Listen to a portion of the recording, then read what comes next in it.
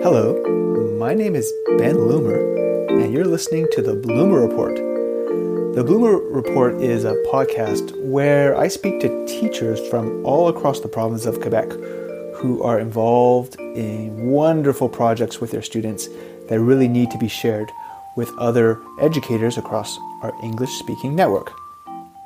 Today, we're going to speak to Nathan Gage.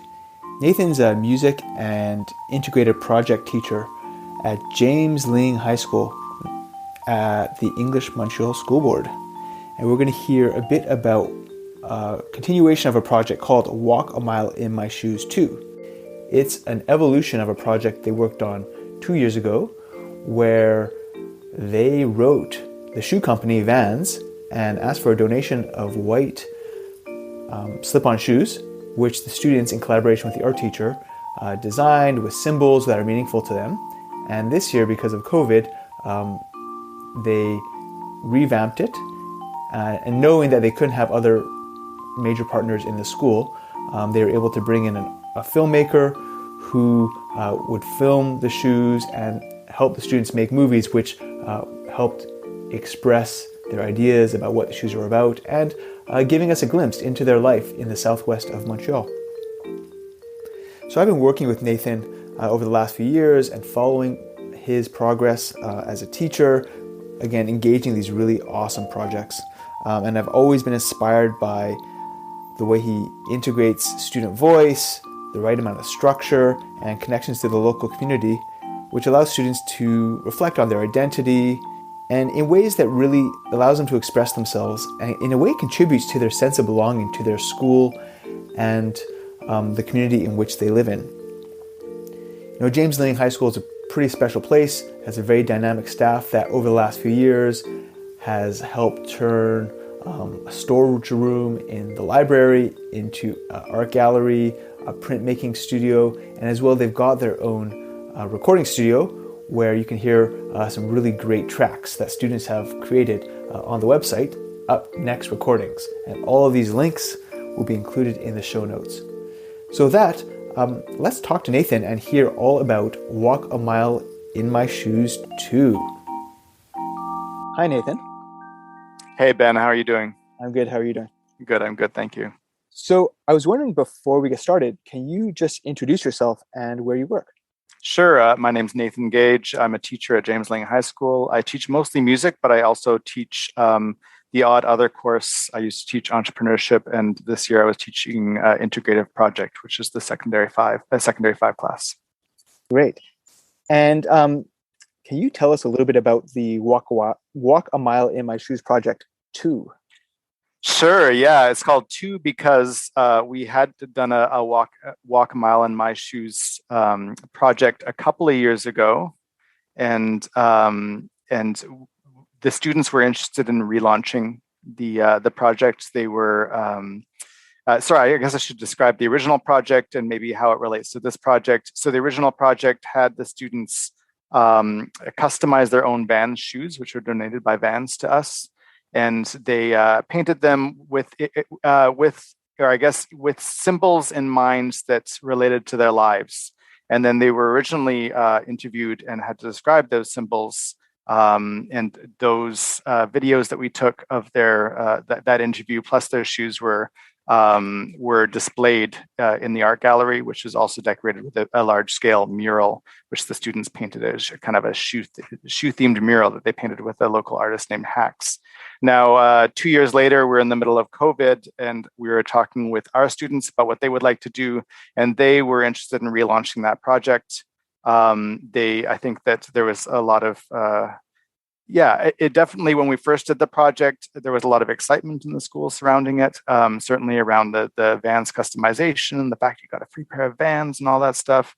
And so they were interested in relaunching it. We reached out to Vans to see if they would be willing to donate another class set of shoes, which they were.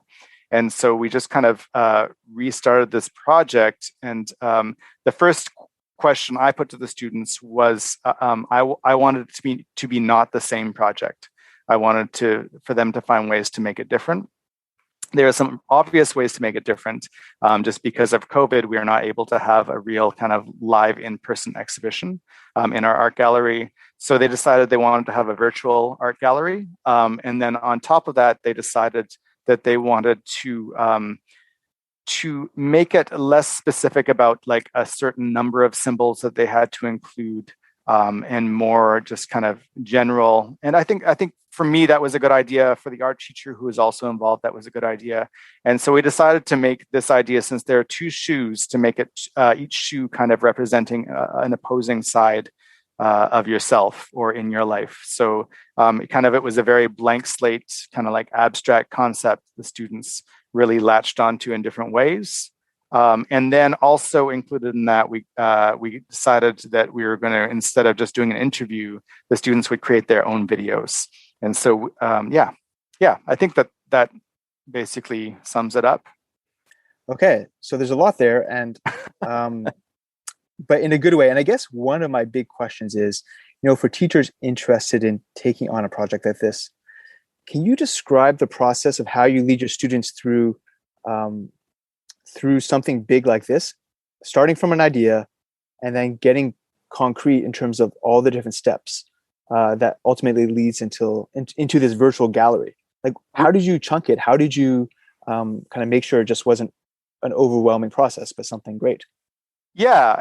I mean, I think the biggest challenge is always finding the concept to begin with, because that when it's such a huge, wide open blank slate, that becomes a very, it becomes a little bit paralyzing to try to find an idea from nothing. And so that's something that I think, gotten good at over the years that I've been doing this. And I always, we always spend some time presenting past projects that we've done. We talk about the resources that are available to us here at James Ling. We have an art gallery. We have a screen printing studio. We have a recording studio. All these things that we can use to our advantage, because many other schools don't have these things. And then we just start talking about. I have this whole spreadsheet, not a spreadsheet, but this little game where they have to talk about their interests and their skills. And then they go around and they get each other's interests and skills. So will write down a couple skills from each person in the class, and they start actually creating connections like that, where they might say, "Oh yeah, this person has this skill, and this person has that interest, and they intersect in this way." And so, based on that, then we start brainstorming ideas for possible projects.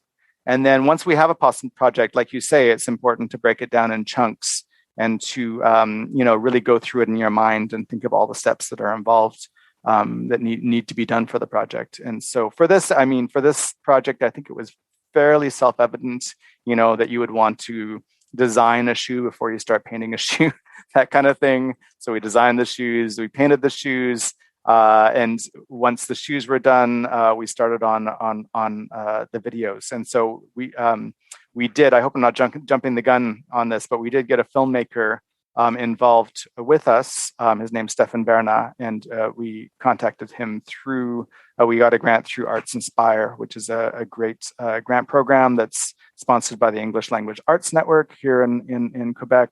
And he was really good in kind of, because, he's a filmmaker, he's done this many times before. So he was also very good in trying to break down the steps for what we needed to do on the video end, which is something that was, I guess, a little bit newer to me.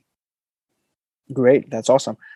Were there any other partners involved besides the filmmaker?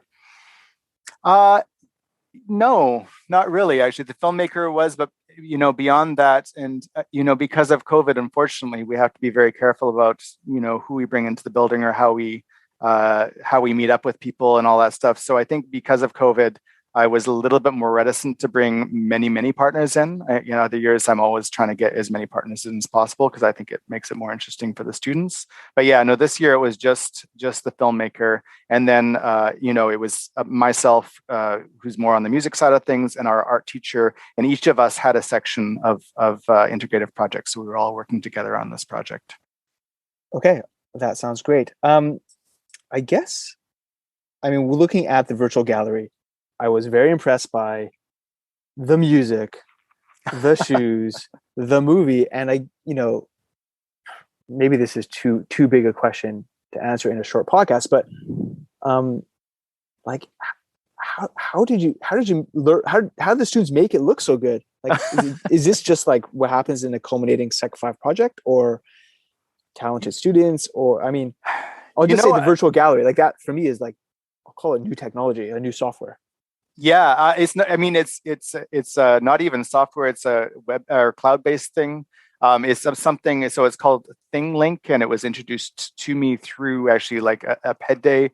And we have, as a teacher, you end up with a lot of PED days who don't necessarily have a lot of relevance to you. But halfway through this PED day, I was like, oh, this is what we can use. This is perfect. So it was great. It was a great kind of little like chance thing that happened. So so I was introduced through this PED day to ThingLink, and it just seemed so obvious that this is what we had to use to create the virtual gallery. You can kind of use these kind of 360 panoramic VR kind of like photos, and kind of as if you're in a room, be able to like look in all corners, and then you can create links in certain, you kind of drag your links into the space, and you can connect things to links. So we connected, pictures of the shoes, and then once you got to the picture of a shoe, you can connect to a link where you see the video. As for the videos themselves, to be honest, like we were really like wrapping this up at the end of the year, and I think getting a little bit stressed out. So, the students actually just did a great job. And I think it helps that all of them have now have amazing cameras on their phones. And so it looks really good. We used free video editing software called Shotcut. We learned that everything looks better in slow-mo. And but yeah, no, the students really did the editing themselves, and they took all the shots themselves. They had quite a bit of guidance through Stefan, as far as we had a lot of practice runs in how to take shots, different techniques you can use just with your phones to get like really smooth shots, that kind of thing. And so, but definitely a lot of it was the students, for sure. We have some talented students here at James Ling. Great. And I guess it just speaks to, again, the value of working with an artist to help things look great. This is kind of one of my last questions, which is, as a teacher at James Ling, you've been involved in 4 or 5 different big projects, and I think I'll include some of the links in the show notes. I guess I'm wondering that, what have you learned over time being involved in these bigger projects? What have you learned along the way that helped you every time you take on something new? Yeah, that's a great question. Have I learned anything? I know I have learned things. I think that probably number one is to not go in with any preconceptions, to keep it really open in your mind, and really like, it's hard, or it's the best way to engage students is to make them really feel involved at every step of the way. And I would say also, don't take anything for granted, and I think beyond that, I don't know what I've learned. Although I've learned a number of skills that have helped me along the way, Okay, that's fair enough. And I think, I'll just say, this is the last day of the school year during COVID that I've caught you to answer some questions. So I want to thank you very much for that, and just say, congratulations on something that looks so awesome, that I think really, from what I saw, and I still have more videos to watch, engage these students during their last year of school. And that's really exciting to watch. Oh, for sure. And so I know you'll include the link, but for those who are listening, they can go to upnextrecordings.com/gallery to check out the virtual art show. But also, while you're there, you could just go to upnextrecordings.com as well. Sorry to shout out another link, but we have our mixtape, which we put out every year. Unfortunately, we weren't able to put it out last year, but we put it out this year. And it's kind of a full album of original music created by James Ling students. And so that's up just at upnextrecordings.com as well. So they might want to check that out too. Thank you so much, Nathan, for taking the time and talking to us about such a great project. I hope you enjoyed this conversation, and in some way it's inspired you to work with your students to develop a project that works for you, that works for your community, and works for your school, thinking out of the box. So with that, all the links are included on the podcast show links. Thanks for listening to the Bloomer Report. See you next time.